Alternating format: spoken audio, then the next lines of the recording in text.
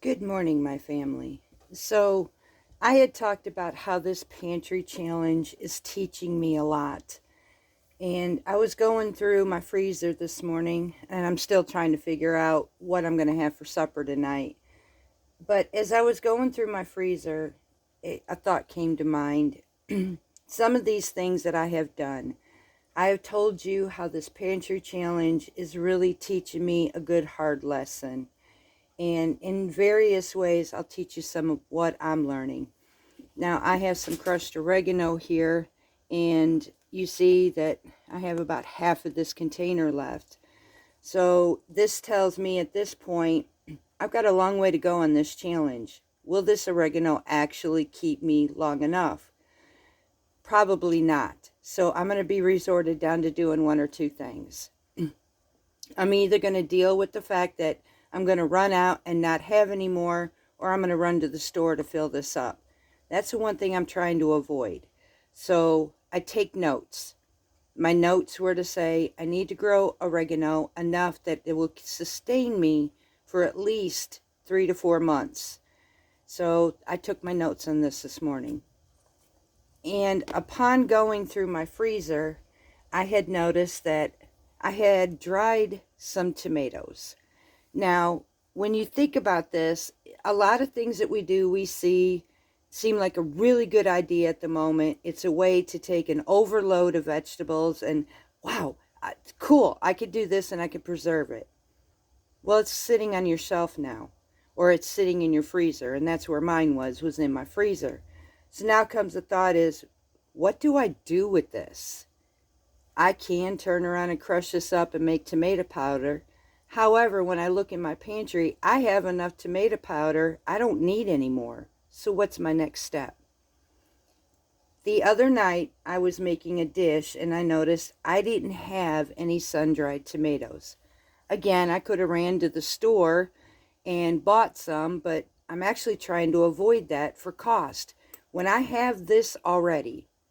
So today I'm going to make some sun-dried tomatoes. Now, I did learn how to do this, and mine will be stored in the refrigerator. So think about that. Some things are not really meant. You can put them on your shelf, they say, but I don't take too many risks, so I'm going to put mine in my refrigerator. So what I'm doing right now is I'm currently boiling up about 2 quarts of water in a quart of, or a cup of vinegar, because I'm going to add a little bit more acidic to this tomatoes to keep them more safer. I did learn this from Red Rose, and I'm willing to try this again, but I'm going to store it in my refrigerator. So currently my water is boiling, my mixture, and I'm going to set my timer at this point for 2 minutes. Once I get my tomatoes in there to rehydrate, I'm going to sit and boil them for 2 minutes, and then I'm going to strain them and put them on this towel to dry them up a bit, because I'm going to be putting them back in this jar. So I'm going to go through this process with you. When I go through my freezer, I find that, like I said, lessons learned, I find a lot of things that in my excitement, which I had brought to your attention yesterday in one of my videos, in our excitement, we will do things, but then there's the aftermath of what am I going to do with it now? So these are the things I'm teaching you on how to use what you've preserved, because a lot of people will not tell you. They'll teach you how to do things, but they will not teach you what to do afterwards. And I've ran into that. Now, in some cases, I will find that I can run across some ideas. Is it good for my family? Does it taste good? There's a lot of experimentation. A lot of homesteading is experimentation. But I want to try to avoid as much waste as possible. So this is what I'm doing today. Now, I'm going to go ahead and drop these in here.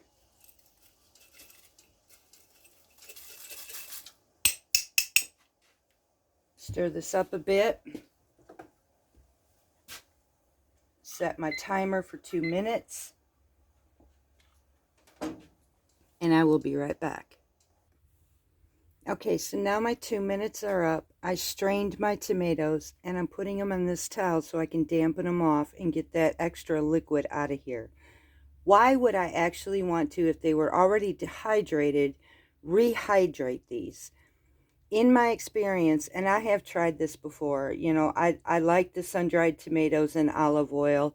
I had just put them in there, dehydrated, and honestly, it takes forever to reconstitute them that way. They stayed hard, and it wasn't pleasing.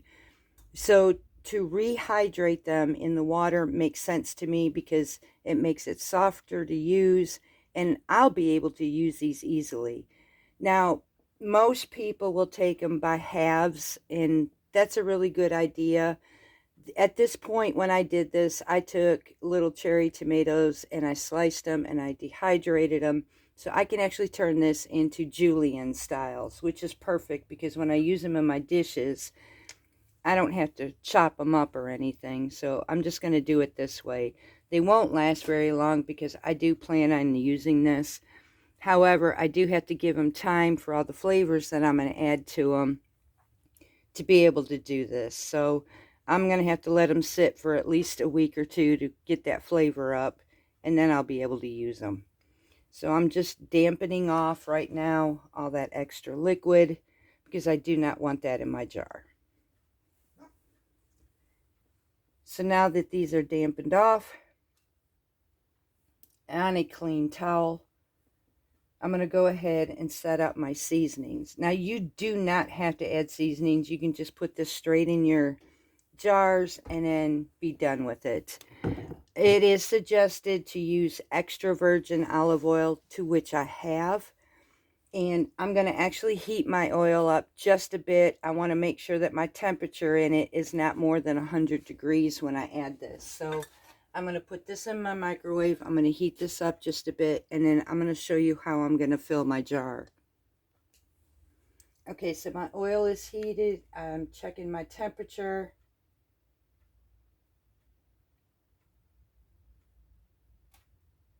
It's 102, so it'll give me time to be able to drop this temp just a bit while I fill up my jar.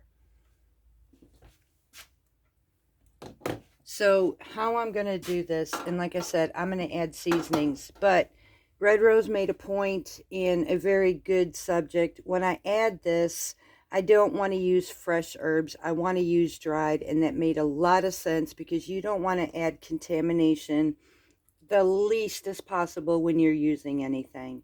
So I am going to take that advice because I do have these dry seasonings, and I'm going to put a teaspoon each because I'm going to layer this.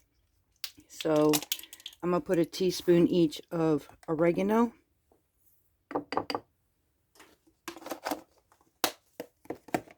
thyme,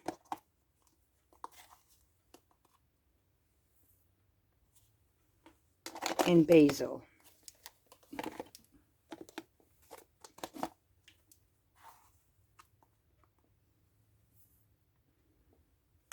And take that mixture and mix it very well so I can combine all the seasonings together.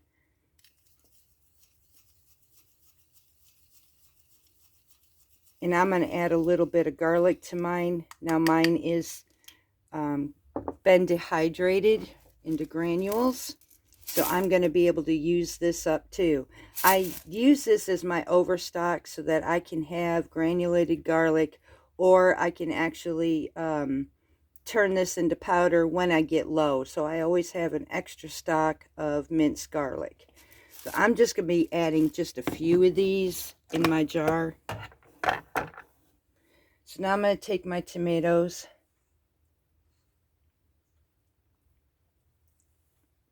I'm going to put a layer inside my jar.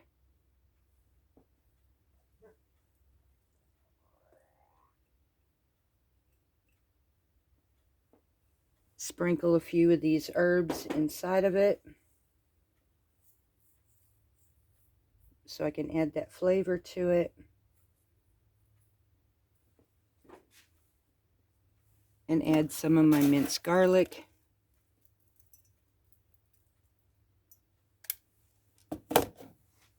And then top it again with my tomatoes. I had one bag, and this is going to be perfect. It's this way I don't have an overabundance of something, and I can use this up. And it's out of my freezer, so that gives me more space to be able to completely do what my goal is to clean my freezer out so I can start with fresh and new ideas and new things for this year. So I'm just going to continue and keep doing this layer. My fresh herbs, a little bit of my garlic, and then more tomatoes. I'm going to go ahead and finish up this jar, and then I'll show you where my next step is. Okay, so now our jar has been layered and filled, just like so. Now I'm going to add my heated olive oil in here, and I'm going to drizzle all the way through here and submerge these tomatoes in this olive oil.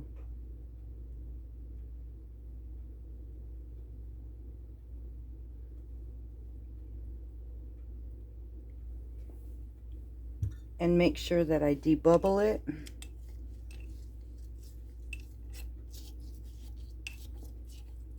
And I'm going to have to add a little bit more in here.